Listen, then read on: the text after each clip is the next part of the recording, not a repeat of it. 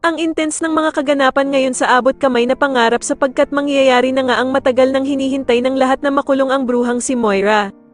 Dito nga matapos ang ginawang pagpapakalat nila Giselle at Doc Robert ng mukha ni Moira sa telebisyon, ay mahuhuli na nga ito ng mga pulis. Samantala ay magagalit nga ng sobra si Zoe at susugudan nga nito si Doc Robert dahil sa ginawa nitong live broadcast kay Moira, at sasabihin nga nito na napakalaking kasiraan daw sa pamilya nila ang ginawang pag-broadcast nila Doc Robert at Giselle sa ina niyang si Moira. Pero sasagutin nga lang siya ni Doc Robert na wala na daw siyang pakialam kay Moira, at ang gusto na lamang nga daw niya ay mahuli ito at magbayad sa nagawa nito sa ama niyang si Don Pepe. Samantala ay magtatagumpay nga ang pagtakas ni Moira papuntang Japan, at dito nga ay meron siyang kakausapin na half Filipino at half Japanese na kaibigan ni Doc Carlos para tulungan siya. Sa kalagitnaan naman ng kasiyahan ni Moira ay bigla siyang tatawagan ni Doc Carlos para sabihin sa kanya na mag-ingat siya dahil sa nandoon nga din daw sa Japan sila Lynette at Annalyn.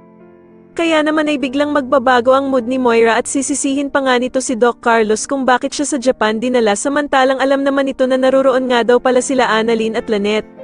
Sa kabilang banda naman ay makakapagkita na nga sila Moira at ang taong susundo sa kanya para tulungan siya. Pero kamalas-malasan nga lang ni Moira dahil sa wala siyang kaalam-alam na makikita siya ni Annalyn na nasa likuran lamang nito.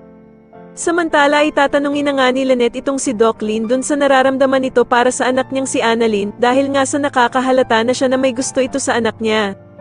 Sa tingin niyo dito na nga din kaya mabisto ng mga pulis na kasabwat itong si Zoe at Doc Carlos sa naging pagtakas ng bruhang si Moira, mas lalo na nga talagang nagiging exciting ang mga susunod na kaganapan kaya naman ay mas lalo pa nating abangan ang mas lalong gumigandang abot kamay na pangarap. Maraming salamat po sa inyong panonood at sana po ay ma-subscribe niyo ako. Maraming salamat po.